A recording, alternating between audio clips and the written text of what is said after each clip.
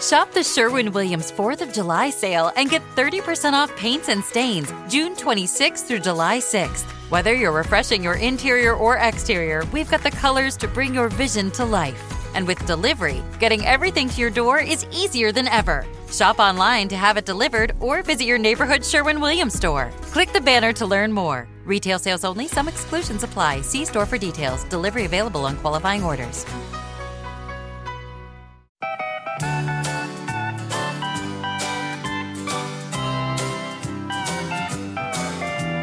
Welcome to another episode of A Sandwich and Some Lovin' podcast. I'm Kelly Raspberry Evans. This is my husband, Alan Evans. A trade in the house. Just the two of us doing a podcast like we do twice a week for you, our podcast family. Just the two of us.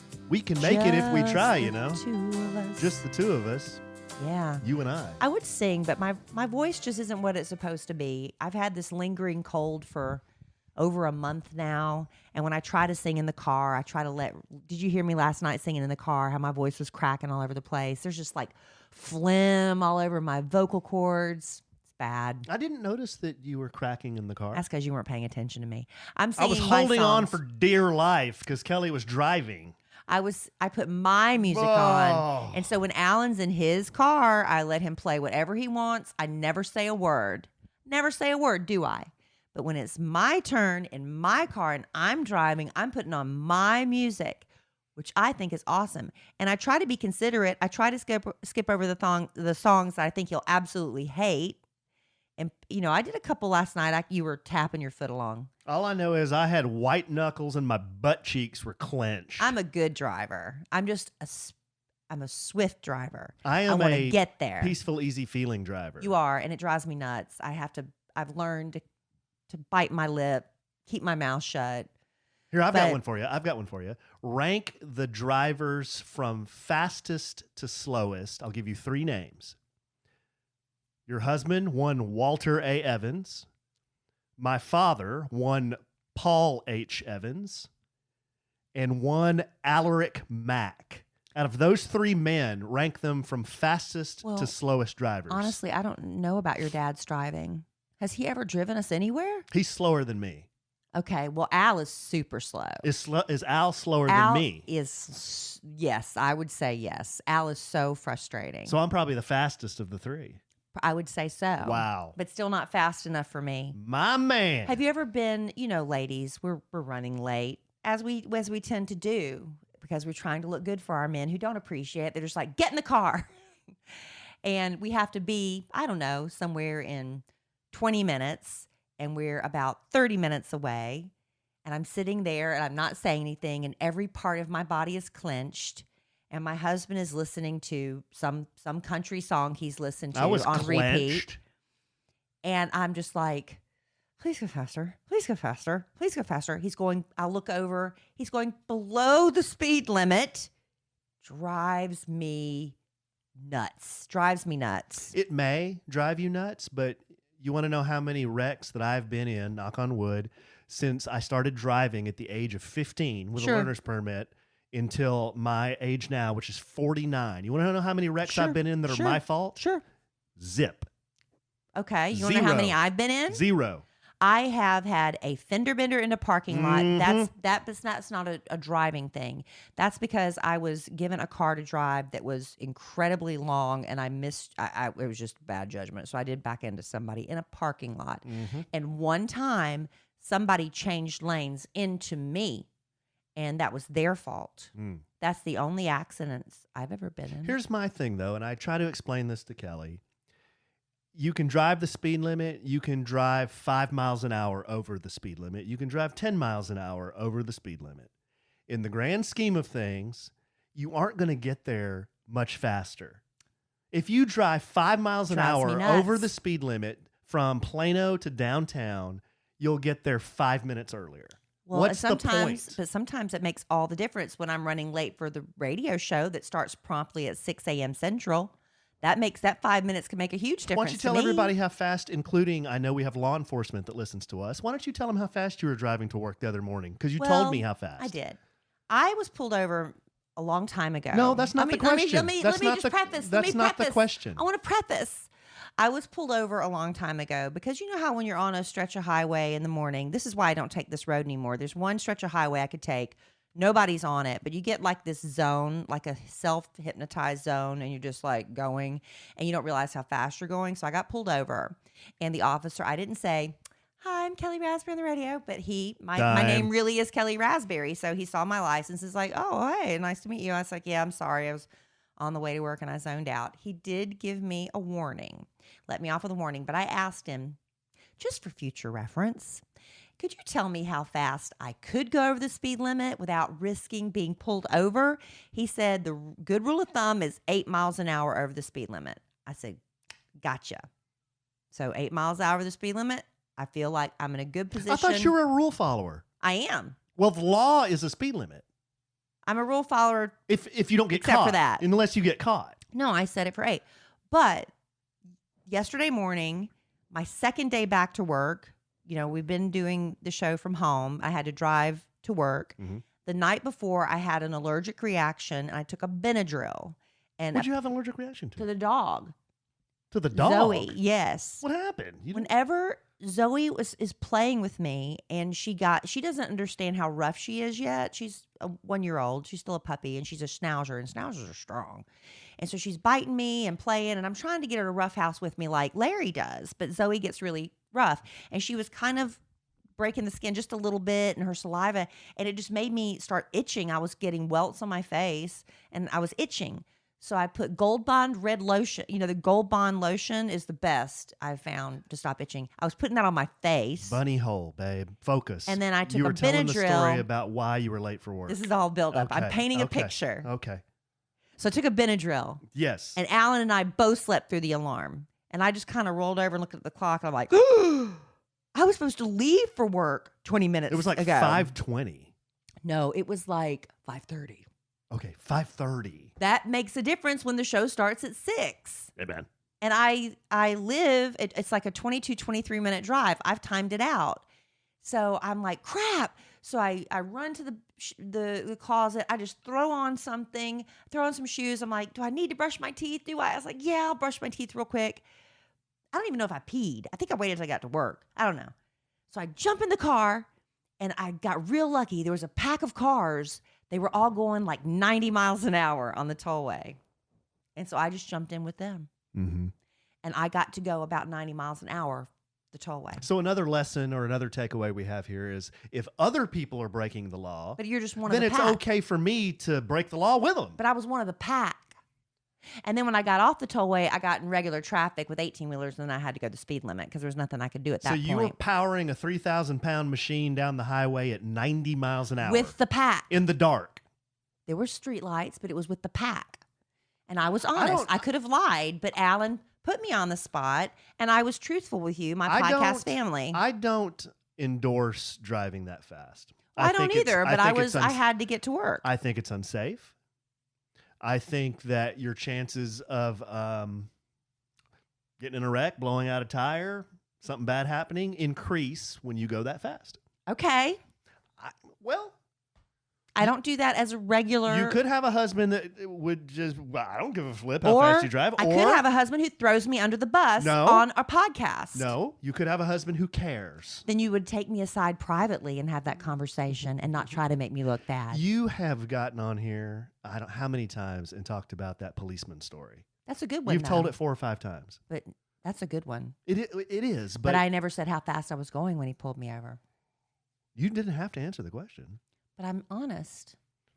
I don't lie. Mm-hmm. But that's not what we're going to talk about this podcast, even though we have for the last almost 10 minutes. Hey, you asked. We're going to talk about a lot of things. We are. You got anything? He knows that drives me crazy when he does that. I've got a lot. We ain't got time to get to all of it.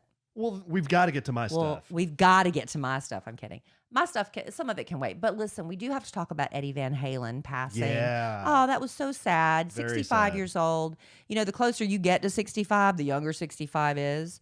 But, you know, Eddie Van Halen and Van Halen was such a huge part of my youth. Same. You know, they say that the music you listen to in high school and college years is just so, it forms such an impression on you. And then when you get nostalgic, that's the music you go back to. And, just the whole Van Halen thing with Jump and Hot for Teacher and Panama. Yeah. I loved all of that. So we're going to talk a little bit about some of his history that I wasn't aware of. Everybody's reporting about Eddie Van Halen in the past couple of days. So Okay. Well, talk about that and some of your memories of Van Halen. We can do that. And then now that the weather's kind of cooling off a little bit, I've been taking my son Dylan out to the golf course. I've posted a few pictures of us and videos of us out there hitting a few balls for fun. Super cute. Yeah, I think I've said this on the podcast. Golf is kind of my sport. I played it in high school. I've played it my whole life. I like golf. I just don't have a lot of time to play it anymore. Mm-hmm. But I've been going more lately, which has got me talking about it more at home with Kelly. And sometimes she understands what I'm saying. Sometimes she doesn't. I usually don't. So what I thought we'd do here, dear listener, is we're going to do a few things. We're going to test Kelly's golf IQ. I'd love to know how much IQ I have when it comes to golf. I might surprise myself. And I think that would be fun for our listeners to play too as we go along. We're going to ask some questions to Kelly about how much she knows about golf. And then golf is a sport of innuendo, which is another reason I love golf, because it's so funny you get to say stuff that sounds dirty but isn't. It's so funny to talk about. So I have the top 20 golf innuendos. Mm-hmm. So we'll do that as well. Well, we do have a lot to get to then, don't we? Yeah. But okay, I just realized I did something just a tad bit wrong, but I'm going to correct that in a minute. But first, honey, I want to tell you something.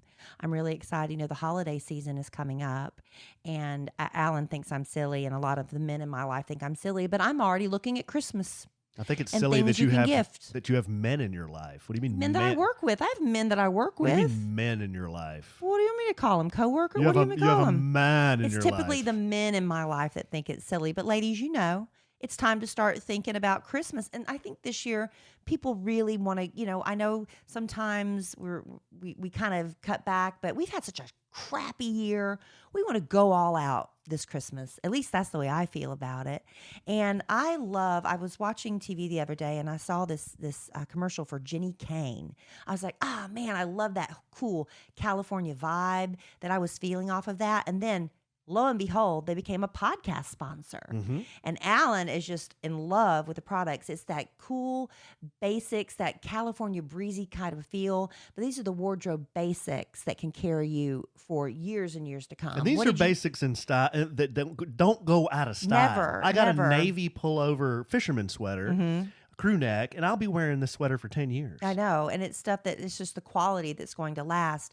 These are investment pieces for your wardrobe, but not just Jenny Kane having these beautiful wardrobe essentials to make you feel all cozy with timeless pieces that stand the test of time. They also have home furnishings, and I know my producer Robert from Love Letters to Kelly, he got these beautiful, luscious Jenny Kane pillows. He's recently divorced.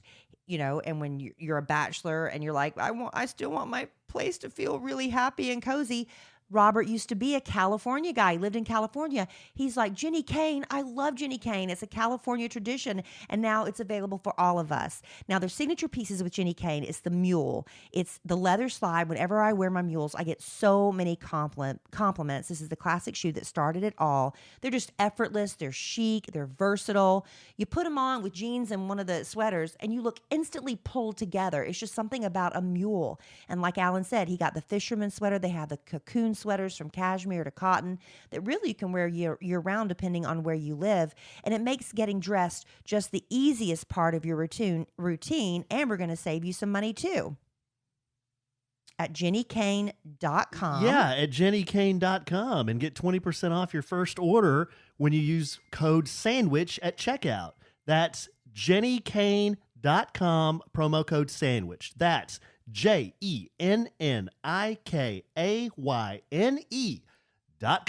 promo code SANDWICH. There you go. So go check it out. Alan and I are fans. We are. All right, so let's do the golfy stuff. Oh, okay.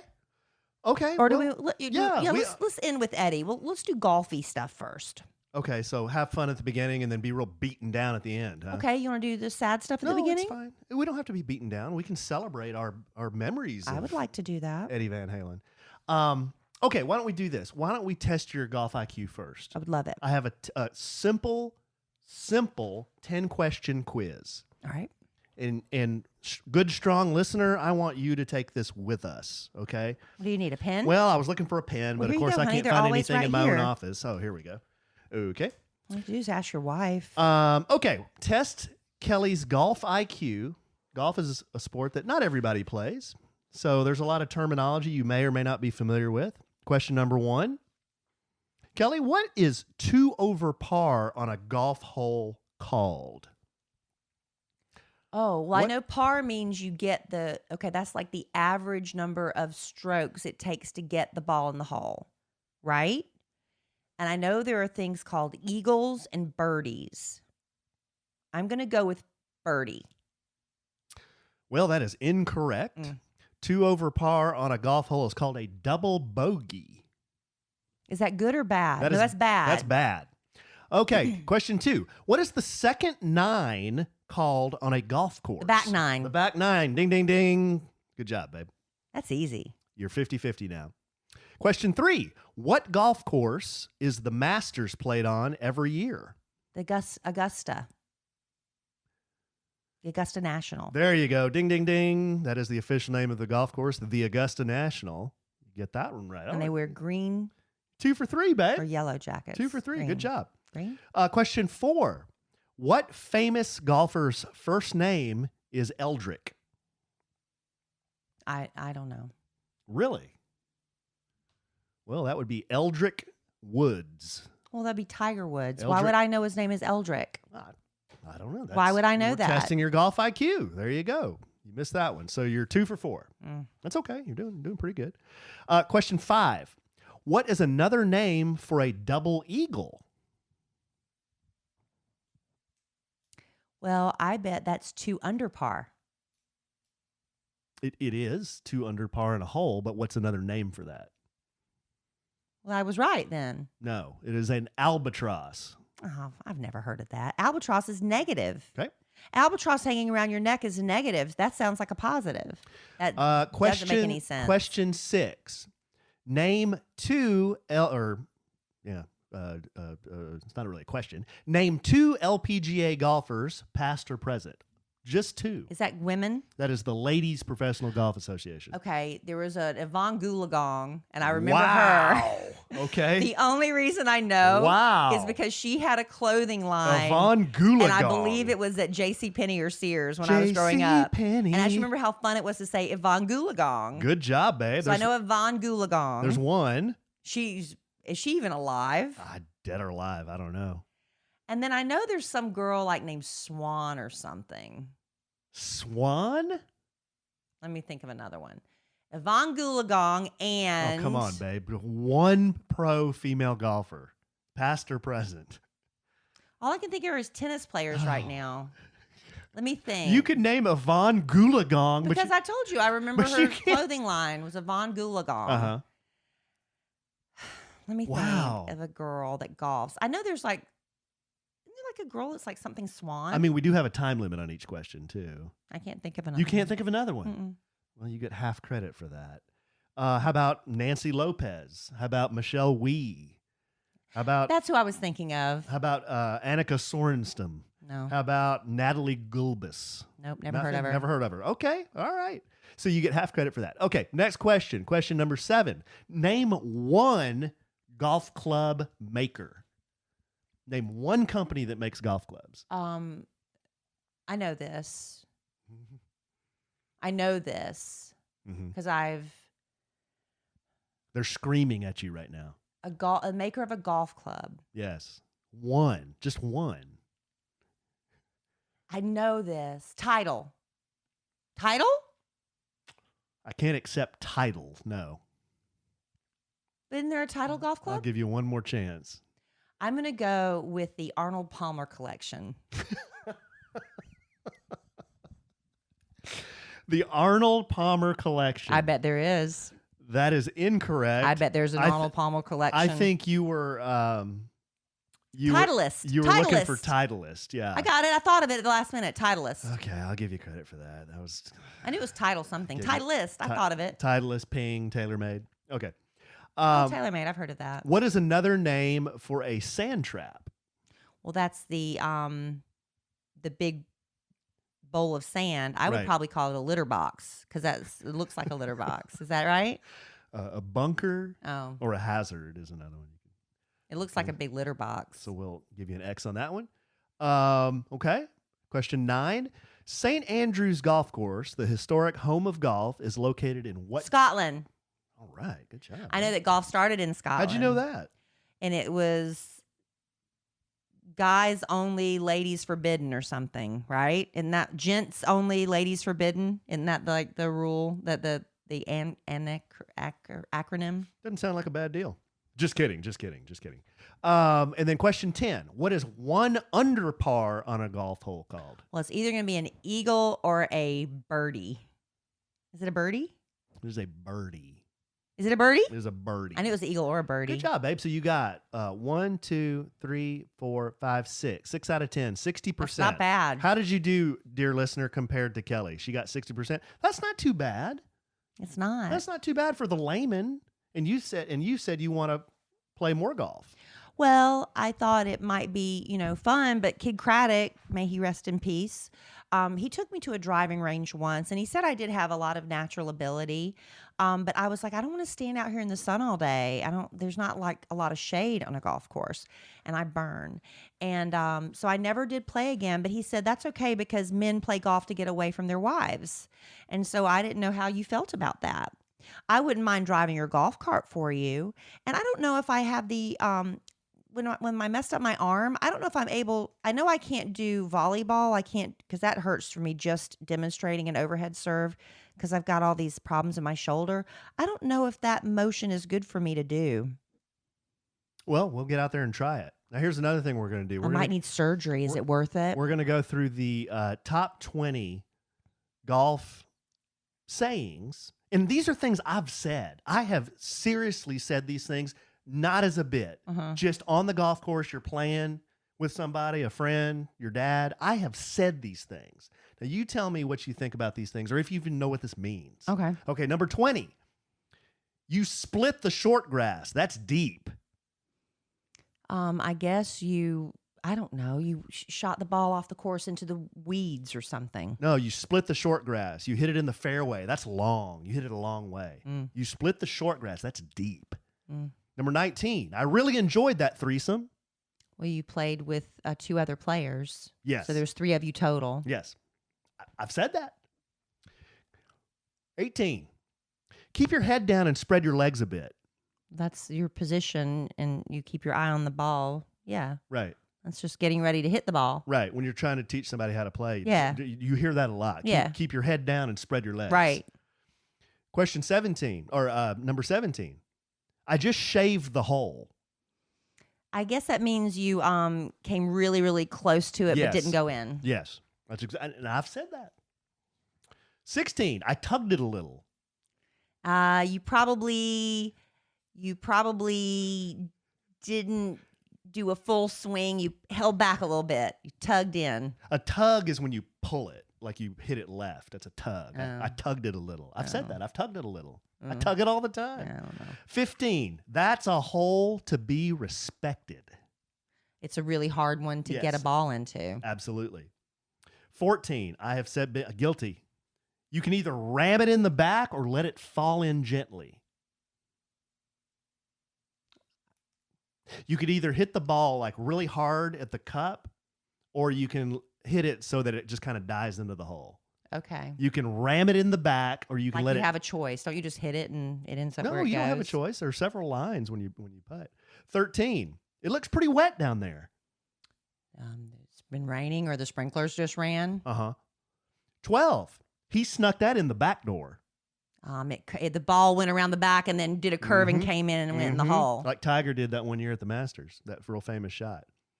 11. I like hitting it in the short grass. Hitting it on the green and not.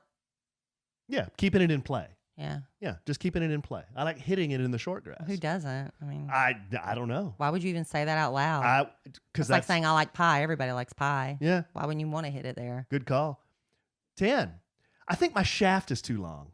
You need a shorter golf club. Yeah, because they're hard to. A long shaft is hard to control. 9. I've had too many strokes. I think I need to change my grip. Well, you're hitting the ball too many times, so you're probably way over par, and you need to get another golf club hold. 8. Just keep fighting through it. Grip it softly and stroke it smoothly. Well, you don't. If you squeeze it with a death grip, that's probably going to affect your the ability to gently get the ball where you want it to go. What? 7. That guy has got incredible length. He can hit it really far. Exactly. Absolutely. And this is one I've said, and you feel so stupid when you say it. But you say it anyway? You say it anyway. I'm going to go wash my balls. You want me to wash one of yours too? Yeah, but I know you can wash them, but you were washing your clubs the other day. I didn't know you wash your clubs. Yeah, keep the rust off of them. Yeah. I'm going to wash my balls. You want me to wash one of yours too? Or I can wash 2 of them if you want me to. Number 5. That's a very stiff shaft. Isn't that what you want? You don't want a weak one. Shafts come in different stiffnesses. Flexes, they call them. You can have a wobbly... Yeah. Oh, yeah. Why? Like ladies would play with a ladies shaft. Seniors have a senior shaft. Really? Yeah. And then men play with like Why? a regular, a stiff, and extra stiff. Why? It's a long story, but you can play with different shafts. All you golfers out there are feeling me. Number 4, my hands are so sweaty, I can't get a good grip. Well, that's self-explanatory. Yes. You take a swing at the club, it could go flying out of your hands. Number 3, the extra length is really helping me get it in the hole. You need a long club. No? Extra length. You hit it harder? You hit it farther? I'm hitting it further, You hit it maybe because farther. I got a new driver and it's helping me score better. Okay. Yeah, that's what that means. The extra length is really helping me get it in the hole. Okay. Number 2, after 18 holes, I can barely walk. Because you walked the whole course and didn't use the golf cart. Right. Golf And is some good courses exercise. require that you're not allowed to use a golf cart. If you walk an 18-hole golf course, How many miles? It's about 6 or 7 miles. Wow, that's a lot. Yeah, and you carry your bag. That's a lot. I was out with Dylan the other day. He's like, "Daddy, I don't want to carry my bag anymore." I said, "See, buddy, I tell Suck you it what, up, Buttercup. people say golf isn't exercise. Look at this. Part of When you it. start walking around with your golf bag, it's a lot of exercise." And then number 1, the top innuendo. Oh, these are innuendos? Yes. Oh, I didn't realize. He really let out the shaft. You swung for the bleachers. Exactly. You just hit it as You hard swung- as you could. Exactly. You swung for the fences. Swung the fences, not the bleachers. When I was a kid, my dad gave me a golf book by Jack Nicklaus, and I was reading this golf book. It was an instructional book, and it's not a funny book. It's a serious book. And he said that in the book. Like he was talking about when he was a kid, he let out the shaft in this tournament. Yeah. And of course, as a sophomoric 15-year-old, I'm giggling. And then your dad said, "What are you laughing at?" Well, no, he would not have been amused. You got to be careful at what you laugh at in front of your parents, Right. because then you have to explain it. He would not have been amused. But anyway, there you go, babe. I just had to get all that off my chest. I'm glad you did. Thank you. Do you want me to still go golfing with you?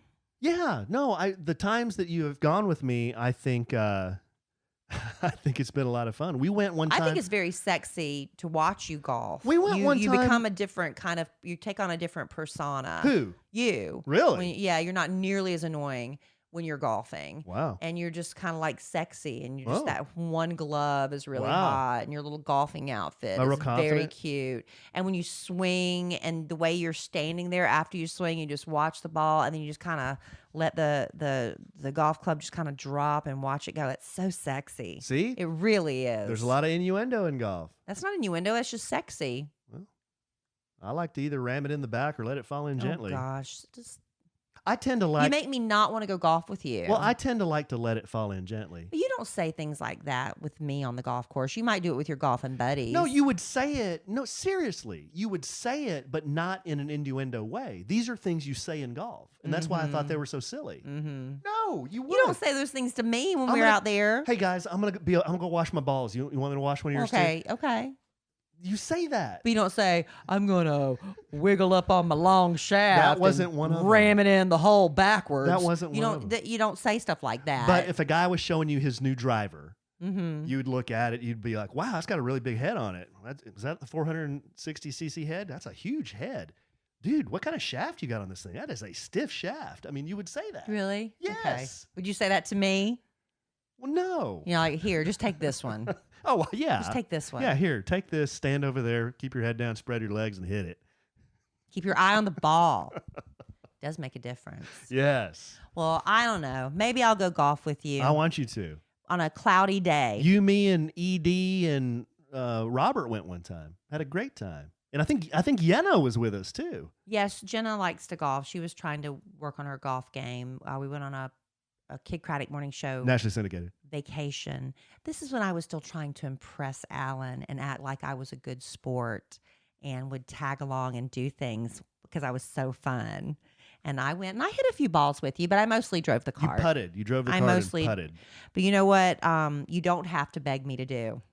That's whip out my cell phone and play Best Fiends.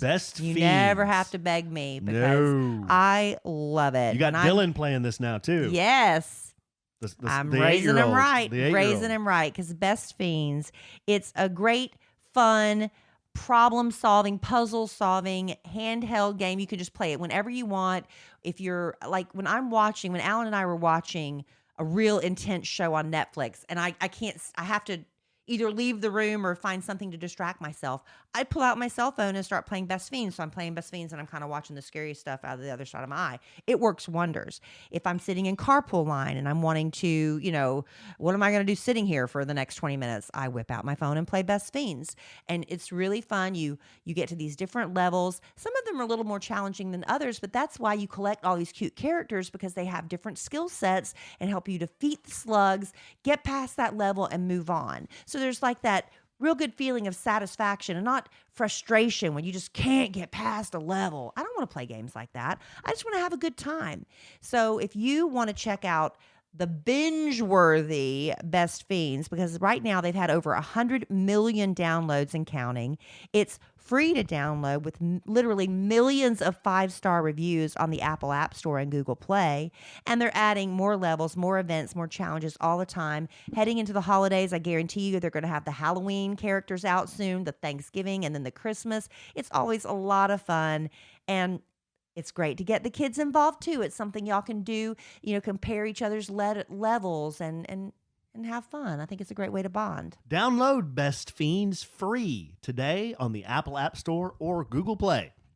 That's Friends without the R. Best Fiends. There you have that. All right, so I had something else I was going to do. Kill them slugs. I will, but not during the podcast. I'm devoting all my energy to you guys. All right, so I was going to do a list of... People love lists. I know, because the holidays are coming up, and I'm very excited about that, and I'm starting to get some gift ideas, different price points that I want to spend. Certain people you spend more on than others, so I was looking at some lists today, and I was going to share that. Who you spend the most on? The children. Oh. Always. No, we spend a lot on each other. We probably spend a little bit too much, honestly. But I will get to that probably next week because I didn't want to rush through Eddie Van Halen, who passed away yesterday. Well, by the time you hear this podcast, it'll be a couple of days. He passed away on Tuesday, October the 6th at the age of 65. And I was in the bedroom. I don't remember what I was doing, but Alan came running in and he's like, "Did you hear Eddie Van Halen?" I was like, "No, what happened?" And you told me he died. And what did it just pop up on your Twitter feed or something? Yeah, it was a news break. Yeah.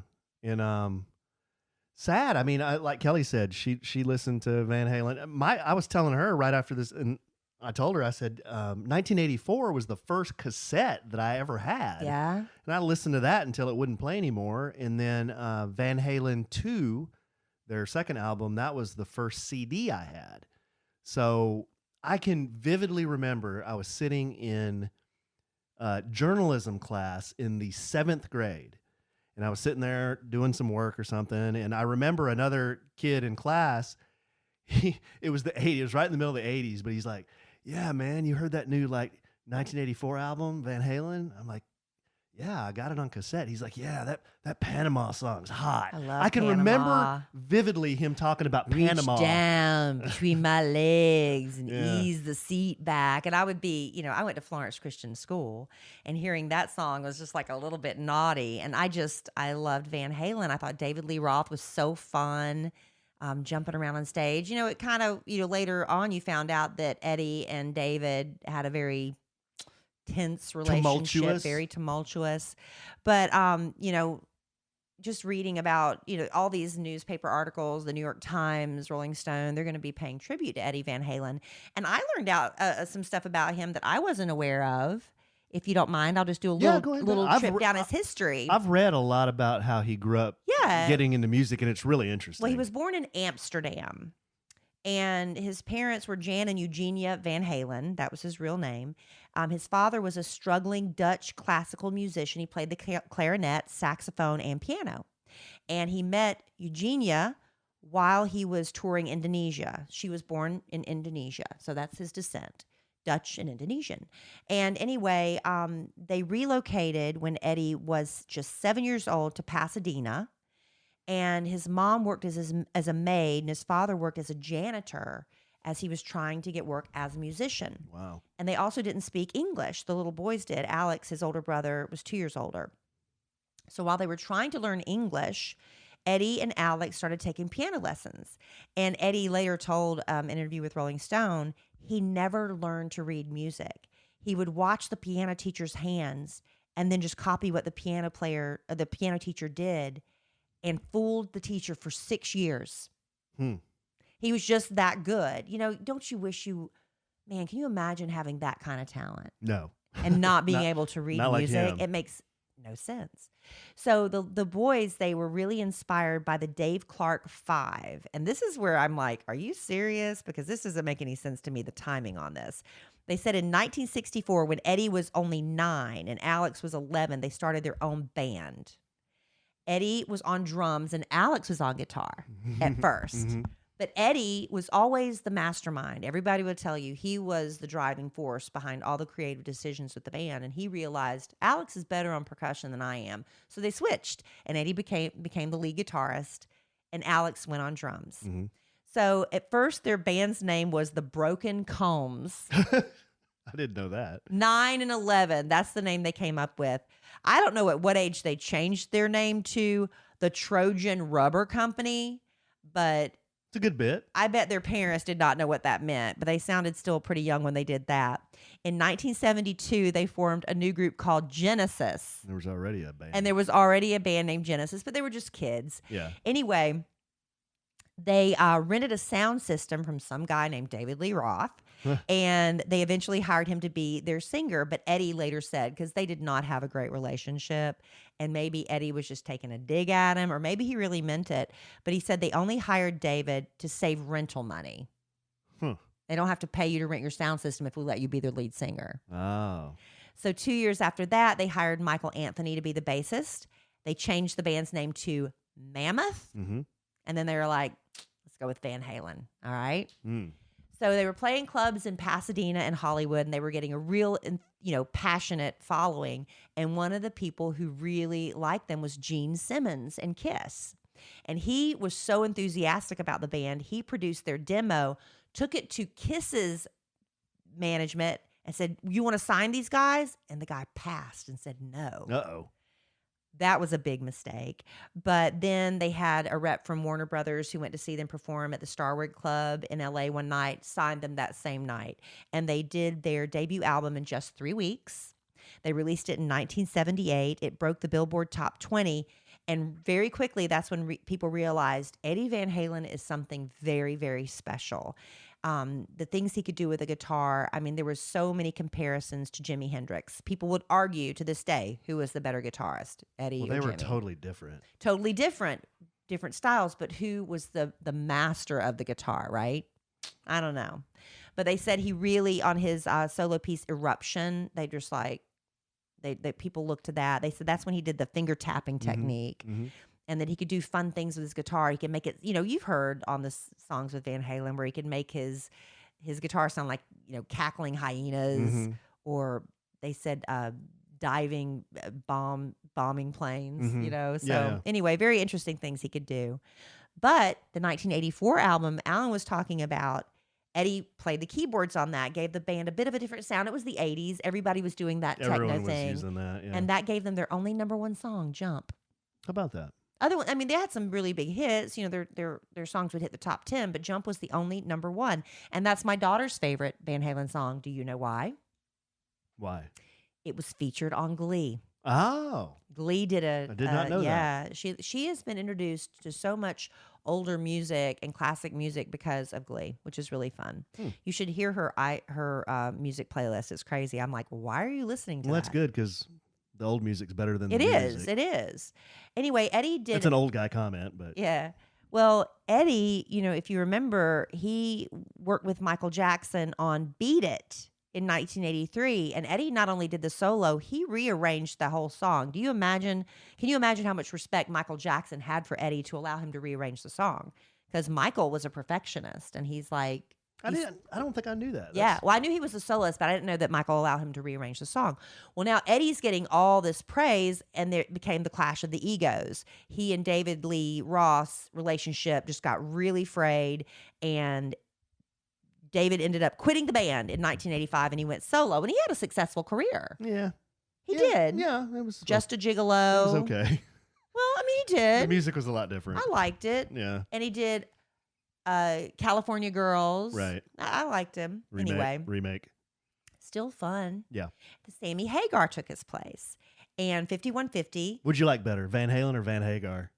I liked them both. But but Van Halen was from my high school years. Yeah, same here. And so, I kind of have an affinity for that. But I love the Hagar stuff too. Yeah. 5150 gave the band its first #1 Billboard album, with Why Can't This Be Love reaching #3. And Sammy sang lead on Van Halen's next 3 albums, all successful, but then he and Eddie button heads, and Sammy left in 96. They made an attempt to get David to join the band, but then the same old arguments, fighting, I guess there was some money disputes or whatever, and that fell apart. And at that time, Eddie told Rolling Stone, I don't think the guy was ever real. I never felt any connection. Oh, geez. Again, you don't know if it's sour grapes or if he really felt that way, going back to, we only hired him so we didn't have to pay for the sound system. They ended up going with Extremes, Gary Sharon, and they only did 1 album with the band. I bought that album, Van Halen 3. Wasn't any good. Critics did not love it. Didn't sell as well as the previous albums, and that's when Eddie's drinking. I mean, he'd always drunk and, done drugs. Valerie Bertinelli's talked openly about that. That was his wife. It got really bad. So he ended up having to have hip replacement surgery in 99. The next year, he underwent treatment for tongue cancer that spread to his esophagus. That's not surprising because those guys were always jumping off amps like 10 feet in the air. Yep. You remember seeing them do that? It's fabulous. Makes some beautiful. Some of the photos that are being posted in tribute are stunning of him midair. Yeah. But that's wear and tear on your body. So that was in 2000. He had the treatment for tongue cancer that spread to the esophagus. In 2001, he and Valerie Bertinelli separated. The following year, Eddie was declared cancer-free after he had a third of his tongue removed. Oh, jeez. Yeah. In 2004, the band reunited with Sammy. They did a successful compilation album and tour, but Eddie's drinking got worse, and Sammy ended up leaving again. 2007, his divorce was finally finalized from Valerie. They were separated for 6 years before that divorce was finalized because she really did love him, and they have a son together, Wolfgang, which they call Wolfie. Whom they call Wolfie, I should say. But the band then reunited with David Lee Roth for a tour, and that's when you got to see them. I saw them in 2015. Yeah, they did another album, they did a tour, and it was really very successful. It was really great. 2012, their first new album in 14 years, A Different Kind of Truth. The band's first album with David Lee Roth in 28 years. Yeah. And they're only one to feature Wolfie because by that time they'd fired Michael Anthony. Right. So he took over. Wolfie was the bassist when and I saw that Yeah. tour. They were so good. I mean, he sounded like Eddie.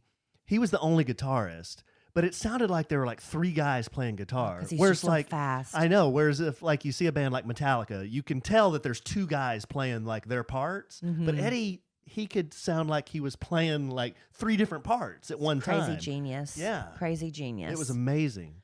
So I'm glad you got to see him. I'm glad I got to see him on tour. It was with his son. I've been to so many concerts in my lifetime. I don't know that I saw them when David Lee Roth was at the prime. You know what? No, I don't think I did. I think I'm having a false memory of that. I think I saw a live concert of them on MTV or something, and I want to pretend I was there. I want to believe I was there, but I don't think I was. Anyway. Well, he definitely wasn't in his prime when I saw him. I mean, he had short hair. Yeah. He's receding. I mean, he looks... David Lee Roth. He looks nothing like he did in the 80s. David Lee Roth, I mean, to look at him now, in the 80s, he was considered a very sexy man. He had that long hair, and he was like frightening sexy to me, a little frightening. And he would invite everybody in the audience to like go join him across the street at a bar for a drink and stuff like that. He did crazy stuff like that. And I loved Eddie because he always had, he seemed very shy. People were talking about when Valerie was invited to go to one of the shows. She was doing One Day at a Time when they met. They met backstage, and they were just they looked a lot alike. They had the same hair. Remember? Yeah. And they just were immediately smitten and had a long marriage. It just fell apart at the end with got really bad with the drugs and alcohol. But last year there were reports that Eddie was being treated for throat cancer, and news reports say though that in the final days of his life he declined very rapidly, and it was actually really bad at the end. But from what we understand, his wife, Janie, he married her in 2009. She was there with him. Wolfie was there, his brother Alex, and Valerie. Wow. The initial reports did not say Valerie was there that I saw, but I'm gathering she was there based on what she tweeted. Wolfgang was the one that initially tweeted that his father passed away. I'm sure she gave him that respect to do that. But then she posted a throwback photo. It was her and Eddie holding little Wolfie. He was just a baby. I don't think he was 1 year old at that point. He's now 29 years old. But she captioned it, 40 years ago, my life changed forever when I met you. You gave me the one true light in my life, our son Wolfgang. Through all your challenging treatments for lung cancer, you kept your gorgeous spirit and that impish grin. He did have a cute little grin. She said, I'm so grateful Wolfie and I were able to hold you in your last moments. I will see you in our next life, my love. Aww. Which is very sweet because, Valerie is also remarried. But they had a very friendly relationship. Eddie even went to her wedding. So I think it's beautiful that people can be divorced but still realize we had love at one point. Our love created a son, the love of our lives, our child. And you get past that. And to be there in his final moments, I think that was a beautiful thing. Yeah, that's sweet. Well, he was a legend. I mean, people throw that word around, but you ask any guitarist, rock guitarist, who their influences are, and almost every single one will name Eddie Van Halen is one of their influences. I mean, so he was a legend. He was a legend. I'm sorry. I know that was a lot of information, but it was stuff I didn't know. And I thought it was really interesting how they got together. And I hate hearing that it was such a contentious relationship with him and David, but they obviously made up. And I think he and Sammy Hagar made it up at the end. I think when Eddie's health started really failing, it's good. It's good to have if you're going to die and you're going to die, you have time to make things right with a lot of people. So that's a blessing. But a lot of the mega rock bands, where they have those 2 big personalities, those 2 creative geniuses, they seem to always kind of butt heads like that. It's like our podcast. Yeah, that's a good call. 2 creative geniuses. Yeah, and I don't throw geniuses around a lot. I do. But like Axl and Slash, Keith Richards and Mick Jagger. I mean, they butt heads for whatever reason. Yeah, you're perfectionists, and you might have 2 different ideas, but they created some magic. They really did. So, I feel like a part of my youth died. Yeah, I went back on my phone and went to 2015, and I saw where I took a bunch of pictures and I took some video of that concert. But Glad I got to see him. Me too. Took me a long time before Me I ever got too. to see him. Now, I promise you the next podcast, I'm going to have that Christmas list. I might even, tweak it a little bit and make it even better, but I have some great gift ideas for you on that. But I'll tell you what was one of the lists from the one I compiled. The editor of this particular Christmas list said, you want to really impress a woman in your life, you get her some Rothys. Rothys. They were on the list. Rothys are the most comfortable, cutest flats you're going to own. People, I don't know if there's a nickname for them. There should be. I guess that you can't call them Rothy heads because you're wearing Rothys on your feet, but there's got to be a fun little nickname. I'm going to find out what the tribe of Rothy lovers is called because they deserve a title. But once you have a pair, you're never going to go back because with Rothys, you can still dress just as cute, but your feet don't feel like they're bleeding at the end of the night because you suffered in 4-inch heels. And I love that they had that little Audrey Hepburn vibe with my very first pair of Rothys. You'll never forget your first pair. My little red camo pointy toe flat. So, so cute. But Rothys is constantly innovating. They're adding new styles. They had some beautiful slides for the summer. They've added new slip-on sneakers, tie sneakers now. They've added a line of bags. The thing I love about Rothys is they're made from recycled, repurposed plastic water bottles and marine plastic. So I sit there and I cut up the little rings that hold my beverage containers so they don't end up in the ocean. But Rothys takes it a step further. They're keeping that plastic out of the ocean altogether. And the thing about Rothys, if you wear them out, you walk the dog, take them to the dog park or something, you step in something you didn't mean to step in, you just throw them in the washing machine. It's like having a fresh new pair. And they change their patterns, their colors seasonally. I think it's a great gift idea to give someone. They have gift certificates available, free shipping, free fast returns. It's super simple. I know with my pointy toe, I should have gone up a half size. Rothys took care of it like that. It was the easiest process ever. So it's a great gift idea for Christmas for someone else, and also when you want to give a gift of comfort to yourself. And check out all the amazing shoes and bags available right now at rothys.com/sandwich. That's rothys.com, ROTHYS.com/sandwich. Style and sustainability meet to create your new favorites. Head to rothys.com/sandwich today. Not tomorrow, today. All right, babe, we've got a little bit of business to take care of. You announced we were going to give away tickets to David's magic show. Did I say we were going to do that on the podcast? Or are we going to do that on social media? Are we going to do that on social media? I think we're going to do that on social media. Okay. Obviously, Alan has not gotten that. I thought we were giving away. So here's on the what we're going to podcast. do. Here's what we're going to do, listener. So we're doing a contest. And if you're up to date on your podcast, you know that we're doing this. If you go to @asandwichandsomelovin, you'll see a post. Not the latest post, but the next to latest post of a magician and a young lady holding a wine bottle. That's my friend Erica. That's our friend Erica. We want you to caption that photo, and the person or people who have the best caption, the funniest caption, in our opinion, will win 2 tickets to David's magic show called The Experience in Fort Worth at 8 p.m. on Saturday, October the 10th.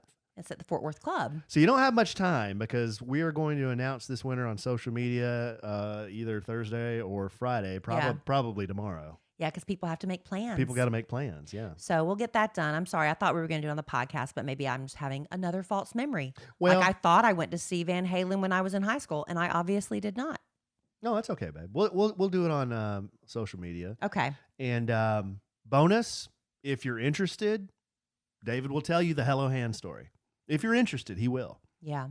And he's also going to be, we're going to, I think, get a group to go see him perform at his other, what hotel is it? Anatole. The Anatole. Dallas, We're going to yeah. go see him in Dallas. So he's, David McGee is a magician that's used to playing these big venues with casinos, but he had to do what's the most, the key word of this year? You have to pivot. You have to pivot in your business and come up with a new way of doing things. So he's figured out in these, times of social distancing, how can because his magic, a lot of it is up close. It's sleight of hand magic, but he's figured out a way to do it. It's an intimate setting, less than 50 people, right? Yeah. About 50 people. And it's really a fun night. He's funny. The magic is great. I'm like, I'm right there. I don't know how you're doing that. and it's crazy good. So he came to our, we did a tasting at the restaurant last night, and he came and entertained the small group that we had, and I think they were blown away. yeah, it was fun. Blown away. The stuff he does. Those are the people that want to go with us to his next show in Dallas. So some of them want to go to a show. Speaking of the restaurant, Oaked Barbecue, getting one step closer.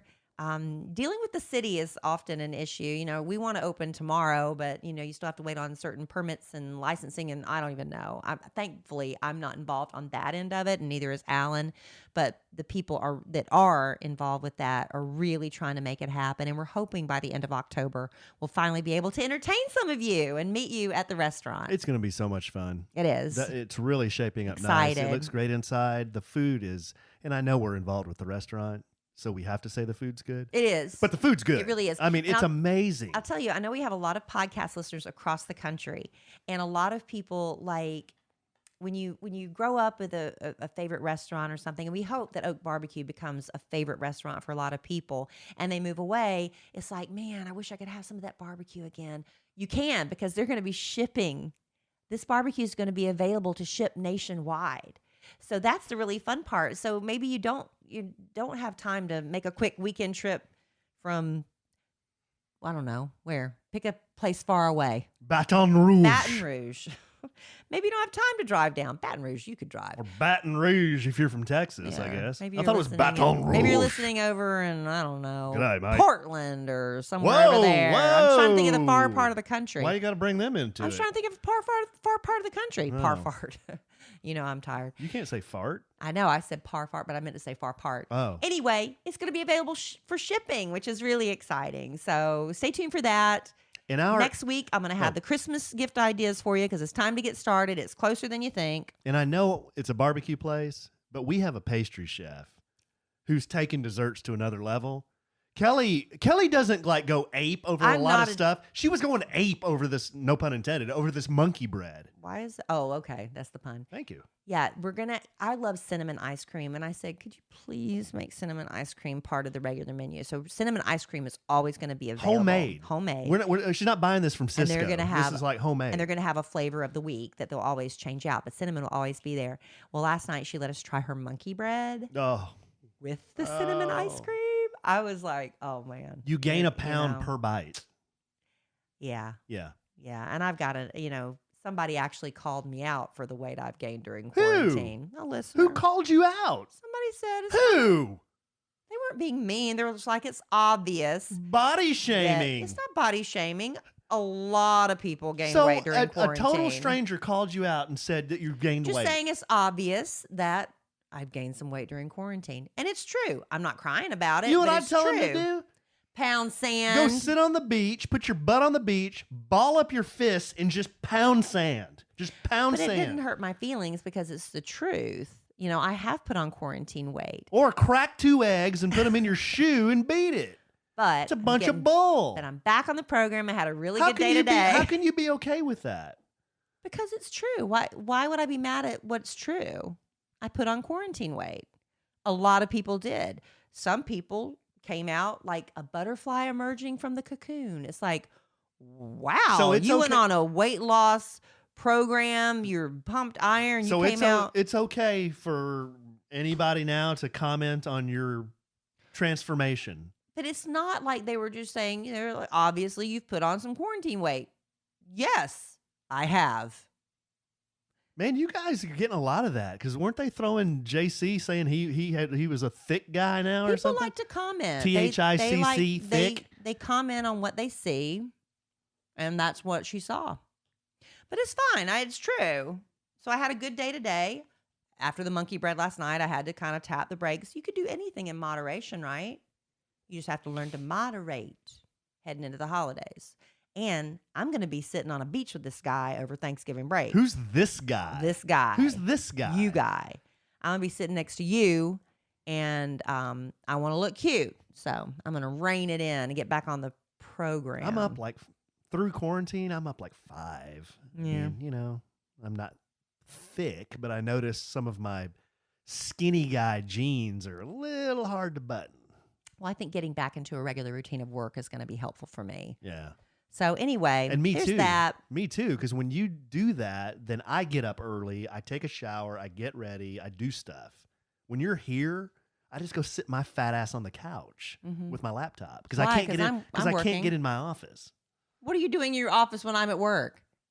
Working. What were you doing? I got stuff to tell do. everybody, what was your agenda for today? I got businesses all over the place. Whatever. I got businesses peppered throughout and the you Dallas can't do Fort it Worth. unless you're sitting behind this wood desk. Yes. You cannot function. This is Command Central. All right. I'll let you have it. Well, thank you all for joining us for this episode of the podcast. I got to go make my man some supper. Oh, yeah. I haven't eaten yet. I know. Well, I've got you back on the program. you know, I'm not even that hungry because of all that meat we ate. Good stuff. It stays in your colon a long time. Why would you say that? Well, it does. But why would you say that? That's so gross. No, it's not. Well, who wants to think of that? That's what we're signing off with is your meat stuffed colon. I am human and I need to be loved. We have some leftovers. Just like everybody else does. Okay, babe. We may go have some of those leftovers. Pork. I think we have some pork butt. Mm-hmm. All right. Well, this was fun. Anything else? No, I'm done. All right. Well, like done or just Done for tonight. Got a lot to do. I am gotta go. too. I gotta cook supper. I gotta write a parody song that's due tomorrow morning, and I haven't started. I got a lot to do. So let's wrap this up. All right, babe. Well, I love you desperately. I love you. I love Van Halen desperately. Rest in peace, Eddie Van Halen. He will be missed. Thank you for making my life better. Yes, lots of great times listening to that music. I love our listeners desperately. They know that. I hope they know that. But I'm sure we'll podcast again real soon. Probably. And in the immortal words of the great Keanu Reeves, life is good when you have a good sandwich. Bye.